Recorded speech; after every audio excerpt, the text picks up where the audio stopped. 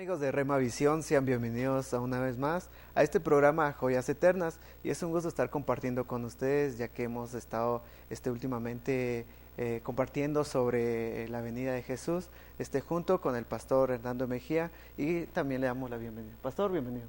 Gracias, James, Dios te bendiga. Gracias, pastor. Ha surgido una pregunta de lo que compartíamos el día de ayer, pastor, sobre el aceite. Uno de nuestros televidentes nos hizo esa pregunta, que la pregunta es sobre el aceite, pastor. Muchos han usado el aceite sobre la sanidad, sobre liberación, pastor. ¿Qué nos puede comentar usted del aceite? Bueno, mira, voy a decirte algo. El Antiguo Testamento es un libro profético. El Nuevo Testamento es un libro apostólico. En el Antiguo Testamento vamos a encontrar figuras o vamos a encontrar maquetas, representaciones en la vida de muchas personas, en los colores, en la numerología, que nos van a anunciar las verdades y las realidades que se van a vivir en el Nuevo Pacto, en el Nuevo Testamento. Entonces, en el Antiguo Testamento sí se utilizaban muchos elementos, porque lo profético está cargado de elementos. Entonces, por ejemplo, cuando en el Antiguo Testamento se le daba autoridad a un rey o a un sacerdote, al sumo sacerdote, se le derramaba aceite como para decir: este hombre, reconózcanlo, ya tiene autoridad. No es de que el aceite le diera la autoridad, no era ese baño de aceite que le daban con una redoma, que le daba la autoridad, sino que era el simbolismo de que el Espíritu Santo, que está representado en ese aceite, iba a darle autoridad, gobierno en el mundo espiritual a ese hombre que había sido ungido. Se utilizaba un cuerno de aceite para poder derramar ese aceite sobre la persona, un cuerno de carnero. A ese cuerno de carnero se le llenaba de aceite, y ese era el aceite que se le derramaba a los que iban a fungir funciones reales, funciones sacerdotales, ministeriales. A ellos se les daba ese tipo de ungimiento. En el anuncio de cuando Jesús va a nacer, se habla de que Él es el cuerno de salvación. Entonces, aquí vamos a entender esto. Cuando llevaban el cuerno y lo derramaban sobre la persona que iba a tener autoridad de gobierno, entradas dimensionales al lugar santísimo, entonces lo que se hacía era que ese cuerno estaba representando al cuerno de salvación que se llama Jesucristo. Ese cuerno, el cuerno en la Biblia representa poder, autoridad. Ese cuerno estaba representando a la persona gloriosa del Señor Jesucristo, que un día iba a venir a la tierra para darle unción, autoridad a los hombres. Amén. Entonces, como Jesús no había venido, se utilizaba ese tipo de simbolismo. Ahora, el cuerno de salvación, según Lucas capítulo 1, ya vino a la tierra y es Jesucristo. Nos ha sido dado el cuerno de salvación y Él está lleno del Espíritu Santo en el Jordán. Él es el cuerno que ya tiene el aceite. ¿Para qué tiene Jesús el aceite? Para empezar a derramarlo sobre nosotros. Por eso la Biblia nos llama a nosotros ungidos. Amén. Nos llama reyes y sacerdotes. ¿Cuándo es que nosotros tomamos la autoridad en el reino espiritual contra las tinieblas? En el momento en que nosotros somos ungidos con el Espíritu Santo. ¿Cuándo somos ungidos con el Espíritu Santo? En el momento en que el Espíritu Santo viene en nosotros. Ahí somos ungidos y nos constituyen en reyes y sacerdotes. Entonces ahora ya podemos interceder. Ahora podemos echar fuera demonios. Ahora podemos poner las manos sobre los enfermos y que estos sanen cuando el Señor nos lo guíe a hacer. Porque esto es algo que hay que aclarar. Mira, la Biblia dice que nosotros pondremos las manos sobre los enfermos y que los enfermos van a sanar. Amén. Pero no de todos. No de todos. Sino que vamos a ser guiados y dirigidos por el Espíritu Santo. Por eso el apóstol Pablo le dijo a Timoteo: no ponga las manos con ligereza. Orar por los enfermos, tenemos que orar por todos los enfermos. Ahora, de que vayan a sanar todos, ahí sí no es así. Y cuando no entendemos eso, cometemos tantas imprudencias. Mira, yo conozco mucha gente que, como ya oraron y le impusieron manos, la declaran sana, y usted ya está sana y se muere o empeora. ¿Y qué pasó ahí? La Biblia no funciona, Dios no me respalda. No, Dios va a respaldar las manos cuando Dios envió esas manos a ponerse para sanidad. A mí cuando me requieren orar por los enfermos, yo oro por todos los enfermos. Pero ya poner las manos con esa autoridad y te vas a enfermedad y saber que esa enfermedad se va a ir, ese tumor se va a ir, esa diabetes se va a ir, ese SIDA se va a ir, solo cuando tenemos la guianza y la dirección del Espíritu Santo, que eso va a ser así. Cuando el Señor no nos ha guiado a hacer algo, no cometamos imprudencias en nombre de la fe. Yo conozco hasta pastores que han muerto. De hecho, te digo, en esta semana, en México murió un pastor que no trabaja con nosotros. Y él le confesaba a su congregación, yo voy a sanar, y yo voy a sanar, y van a ver que cuando yo sane, el Señor nos va a levantar a toda la congregación en una unción de sanidad. ¿Y qué pasó? Lo enterraron esta semana. Ahí es donde se cometen imprudencias en nombre de la fe. Yo no puedo declararme sano si no tengo el testimonio del Espíritu Santo de que Él ya me sanó. Mientras yo no tenga ese testimonio del Espíritu, yo tengo que seguir recurriendo a los medicamentos. ¿Qué pasó? Este pastor que falleció ya no quiso medicamentos y obviamente se murió. Ahora, ¿qué es lo que está pasando ahí? ¿Dios falla? ¿La Biblia falla? No. Quien falla es el hombre que quiere manipular a Dios. Dios ya tiene decretado el número de nuestros días. Ya tiene decretado cuánto vamos a vivir. Yo la verdad que no sé cuánto ya me resta. Le doy gracias a Dios por los 46 años de vida que me ha dado. Le doy gracias a Dios. Pero definitivamente, yo no sé cuánto voy a seguir viviendo.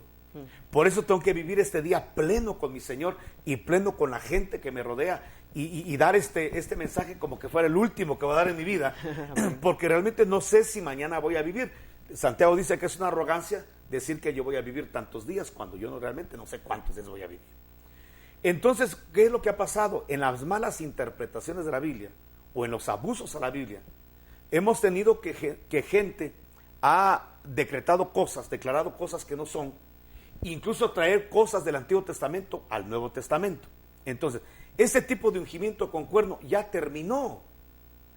Ahora a los ministros no se les unge con aceite. Ahora no hay que traer un cuerno para derramarlo. Si tú ves la práctica bíblica, cuando el Señor nombró a sus apóstoles, no llegó nadie a ungirlos en el aposento alto, excepto el Espíritu Santo. Amén. Ya no llegó un aceite físico, sino que el mismo Espíritu Santo llegó sobre ellos, se posó sobre ellos y hablaron en otras lenguas y fueron cambiados a otros hombres. Exacto. Ya la práctica de ir a buscar un profeta para que vaya a ungir, para declararte apóstol, ya no se hizo.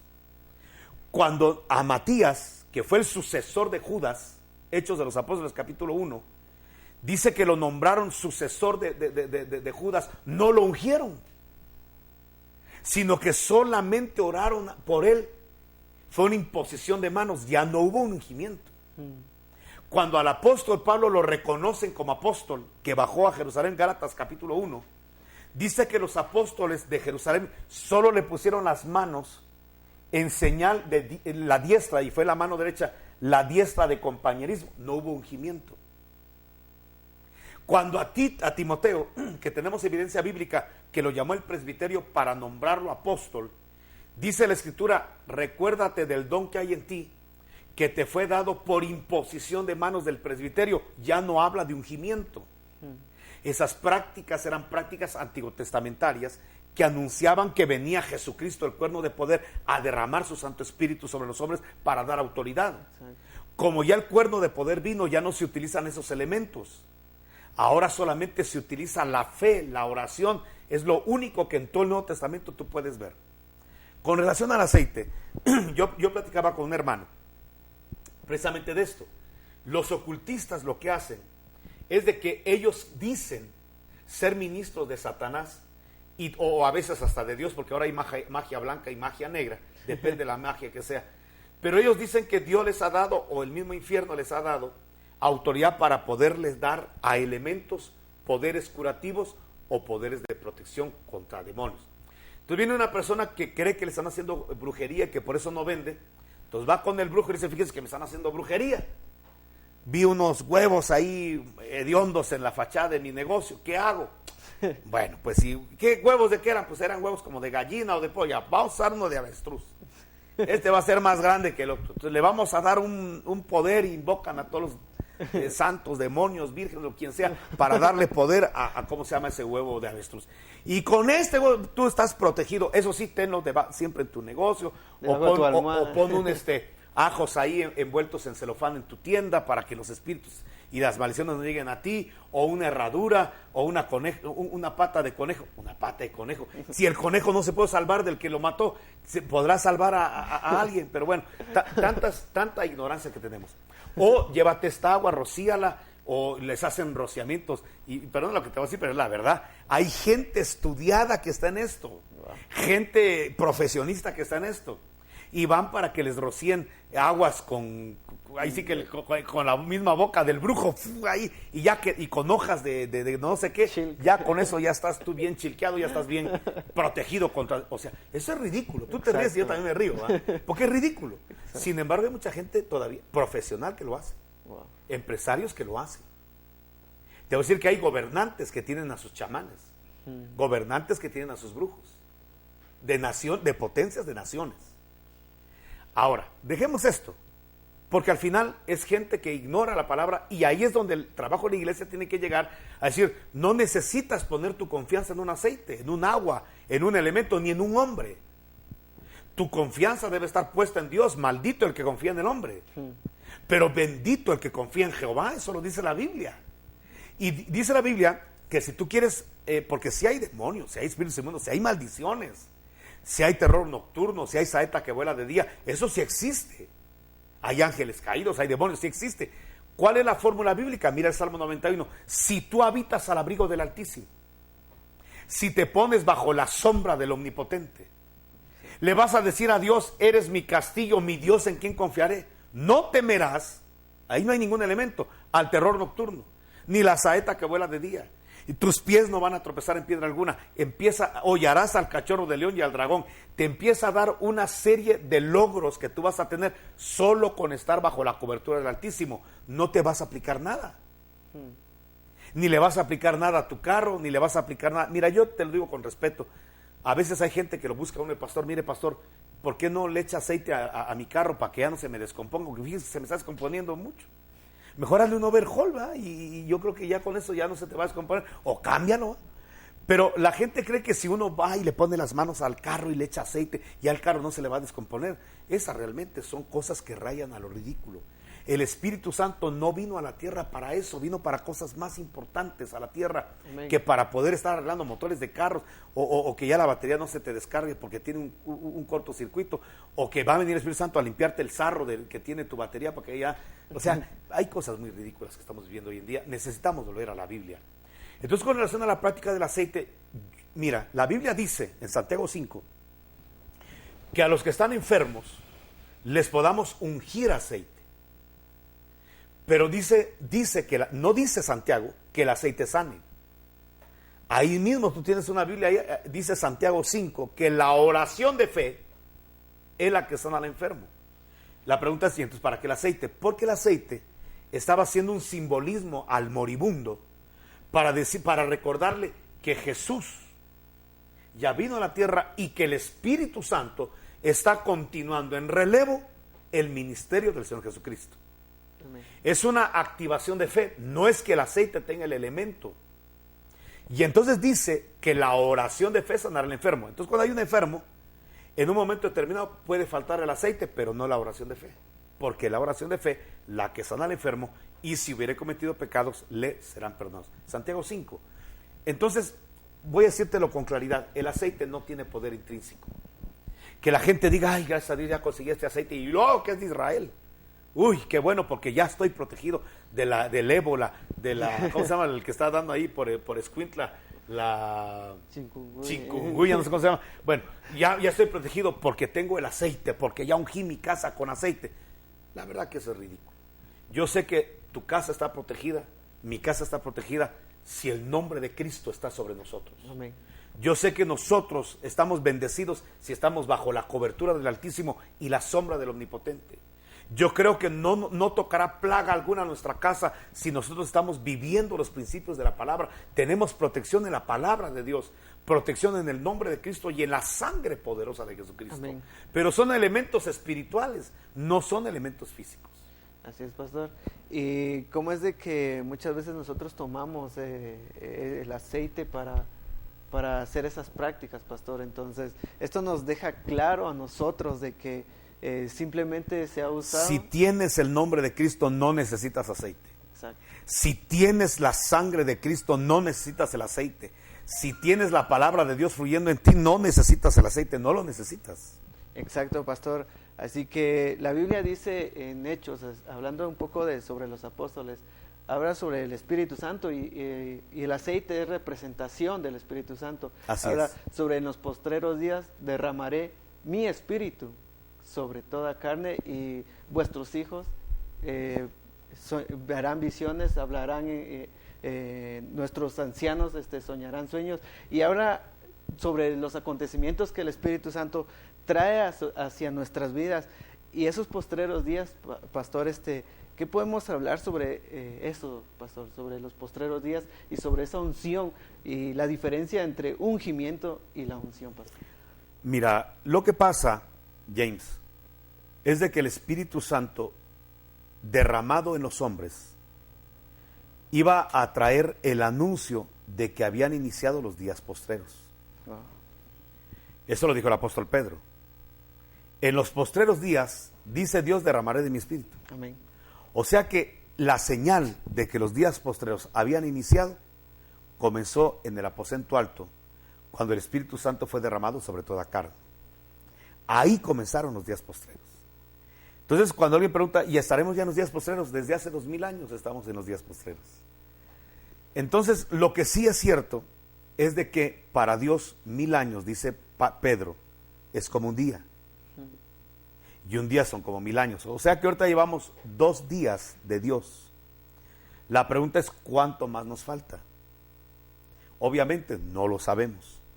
No lo sabemos con fecha cronológica, pero sí estamos viendo acontecimientos que cada vez nos anuncian que el Señor está próximo a venir. Y que hay acontecimientos que están marcando en la tierra cosas muy tremendas en el Medio Oriente. Por ejemplo, algo que estamos viendo nosotros en este año y el año que viene, es que Dios prometió que íbamos a ver señales en los cielos y en la tierra. Y no es una casualidad, James, que en abril de este año y en este mes se hayan dado ya, por el periodo de 6 meses, 2 lunas rojas. La luna roja anterior, si te das cuenta, desencadenó la guerra de Israel con Siria. Porque siempre que hay una luna roja, siempre hay un anuncio de Dios a Israel. Y el Señor nos ordenó a los cristianos que viéramos a la higuera es Israel. Entonces algo está pasando en el mundo, porque cuando vino la luna roja, pasaron 2 acontecimientos muy simbólicos. 1, la guerra Israel-Siria. Y 2, el sincretismo ecuménico que hubo, porque el máximo representante de la iglesia romana, de la iglesia judía y del islamismo se reunieron para orar en ese periodo, en estos 6 meses. Si tú revisas lo que ha pasado en esos 6 meses en el Medio Oriente, Dios nos está anunciando a través de ese periodo de 6 meses de luna roja, de la primera a la segunda, que algo grande está pasando. Algo está pasando en el ambiente espiritual, que si los cristianos no se aperciben, es porque tienen ojos para ver y no ven, oídos para oír y no oyen. En esa segunda luna, porque que pasó este mes, ya comenzaba a haber hecatombes en el Medio Oriente, el terremoto de Turquía. Exacto. Eso ya nos está anunciando, algo está pasando en el Medio Oriente. Ahí es donde se va a calentar la olla y donde se van a destapar los acontecimientos escatológicos. Entonces, algo está pasando. Definitivamente, para los que conocemos la Biblia, algo está pasando en el medio espiritual, que nos anuncian que la venida del Señor por la iglesia, no el fin, por la iglesia, están por cumplirse. Las profecías que se dieron por los apóstoles y profetas sobre la iglesia están por cumplirse. Eso estamos a la expectativa. Como hemos dicho en otros programas, no es para causar un temor, al contrario, es para alegrarnos. Porque cuando venga por su iglesia el Señor, no va a venir violento ni enojado. Va a venir enamorado, por enamorados. ¿Cómo sé yo que viene por mí? Estoy enamorado de Él. ¿Cómo sé yo que estoy descalificado de esa venida que se llama parucía? Que no estoy enamorado. El amor es lo que va a determinar si yo soy del grupo por los cuales Jesús viene en estos tiempos, en estos días. Bueno, hablando del Espíritu Santo, el Espíritu Santo estaba marcando que iba definitivamente a haber días postreros para la humanidad y que comenzaban cuando el Espíritu Santo viniera a derramarse sobre los hombres. Eso ya pasó. Entonces la iglesia que conoce la palabra sabe que le queda poco tiempo, y si tú sabes que te queda poco tiempo, apresuras tus pasos a hacer tu tarea y lo que tienes que hacer. Cuando nosotros le anunciamos a la iglesia, iglesia, te queda poco tiempo en la tierra, es para que la iglesia, lejos de tener miedo, o lejos de encerrarse en una casa para orar, vestido de blanco, para esperar al Señor, trabaja, porque te queda poco tiempo. Habacuc capítulo 2, versículo 2, nos da la razón por la cual Dios permite que conozcamos los acontecimientos futuros, que se llaman escatología. ¿Para qué conocer la escatología, los acontecimientos futuros? Muy sencillo, para que leyendo que ya se acerca el cumplimiento de la palabra, corras. Eso dice Habacuc 2:2, para que la iglesia corra. Entonces, si estamos viendo que algo está pasando en el mundo espiritual por las lunas rojas, una que se dio en la Pascua judía y otra que se da en la fiesta de los tabernáculos, es porque definitivamente, James, algo está pasando. ¿Para qué sirve esto? Para que tengamos miedo. Ay, ¿saben qué, hermano? Me voy a encerrar a 40 días de ayuno. Bueno, está bien que haga los ayunos, pero es para que apresures tu trabajo. Amén. Es para que sepas que el grito de que evangeliza al mundo, exacto, que la gente conozca mi nombre, sea acelerado de parte de la iglesia. Exacto. Que nosotros estemos tratando de promocionar por todos los medios a nuestro alcance la evangelización, el discipulado de los hombres, para que todos conozcamos a Cristo y nos enamoremos de Cristo. Exacto. ¿Y cómo lo podemos hacer, pastor, si muchas veces no buscamos de Él, muchas veces nos alejamos de Él? Y hay algo que está en mi mente ahorita, pastor, y es sobre que tenemos que anhelar más del Espíritu Santo. Usted decía que el Espíritu Santo hace que nos enamoremos de Dios, y en una ocasión usted decía que el Espíritu y la iglesia claman, ven Señor Jesús. Entonces, ¿cómo, pastor, podemos ya, para ir cerrando este programa, anhelar y buscar del Espíritu Santo, a pesar de todo lo que estamos viendo, pastor, que miramos de muertes, no solo alrededor del mundo, aquí en nuestra ciudad? Tenemos que acelerar ese proceso nosotros como iglesia, entregarnos más a Dios, dar a conocer sus verdades, pastor. Es que mira, definitivamente el amor, y vuelvo a la carga, es lo que determina la fuerza de trabajo de un cristiano. ¿Por qué? Porque definitivamente cuando tú estás enamorado, le vas a contar a todos tus amigos que ya tienes novia, y le vas a contar quién es, y les hablas de las cualidades. Si no estás enamorado, lo escondes, porque a lo mejor hay otra mejor propuesta, ¿va? Entonces mejor si no se promociona. Y cuando te dice, mira, salgamos a la calle, no, mejor quedémonos aquí en la casa, mejor pidamos pizzita y la comemos aquí en la casa. Lo que tú no quieres es de que la gente te vea con ella. ¿Por qué? Porque todavía o te avergüenzas de ella, definitivamente no es la persona con la que nada más quieres entretenerte, y definitivamente la ocultas. Cuando tienes un compromiso de corazón con esa persona, la exhibes, y la exhibes con orgullo, y tratas de que todo el mundo se dé cuenta, miren quién es la persona con la que ando, la luces, sientes que es tu carta de presentación. Lo mismo pasa en el Evangelio. Cuando estás enamorado de Jesucristo, no escondes a Jesucristo, no eres un agente secreto del Evangelio, no quieres pasar por desapercibido, quieres que ciertamente la gente sepa que Jesús es tu Señor, y que es el amor de tu vida, y que es el que te ha transformado y el que te ha cambiado. Y cuando ves a una persona necesitada, pues le hablas de quien tú amas, y le hablas de la eficacia que has encontrado en esa relación que tienes con Jesús. Entonces, no hay un creyente que diga estar enamorado de Dios o enamorado de Jesucristo y que no promocione que es su Señor y que trate de que mucha gente conozca quién es Jesucristo. Así es, pastor. Bueno, si estamos enamorados de Jesús, claro, nos quedó. Demos a conocer quién es Él. Demos a conocer a aquellas personas afligidas quién es Él. Quizá dame un minutito así para decir que hay dos formas de evangelizar. Una, con la palabra. Exacto. Y dos, con el testimonio. Ahí está. Jesús predicó la palabra, sí como no. Y mucha gente fue alcanzada a través de la palabra que Él predicaba. Pero si te das cuenta, el último mensaje de Jesús fue sin palabras. En la cruz del Calvario no dio ningún mensaje. ¿Qué es lo único que hizo? Estar en obediencia con el Padre. No predicó, no explicó ni una parábola, no explicó nada. Solamente callado se acopló a la voluntad del Padre. Y cuando muere, entonces dice que los centuriones romanos, los soldados decían verdaderamente, este es el Hijo de Dios, sin predicación de la palabra, sin milagros. La gente se empezó a convertir.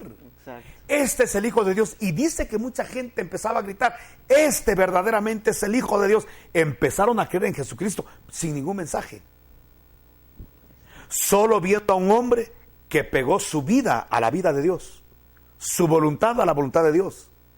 Cuando la gente mira a un hombre que se mete a la voluntad de Dios, cree en Jesucristo. Amén. Sin que le predique. A veces el evangelio es sin palabras, por eso el apóstol Pedro decía, las mujeres que tienen un marido inconverso, gánenlo sin palabras. Entonces podemos ganar sin palabras mucha gente por el testimonio y podemos ganar mucha gente también con la palabra. Así es, pastor. Así que a dar a conocer las verdades a través de nuestro testimonio, ya que es muy importante de que esas personas que quizás no conozcan de Jesús, nosotros lo podemos mostrar a través del amor de Dios que está en nuestras vidas.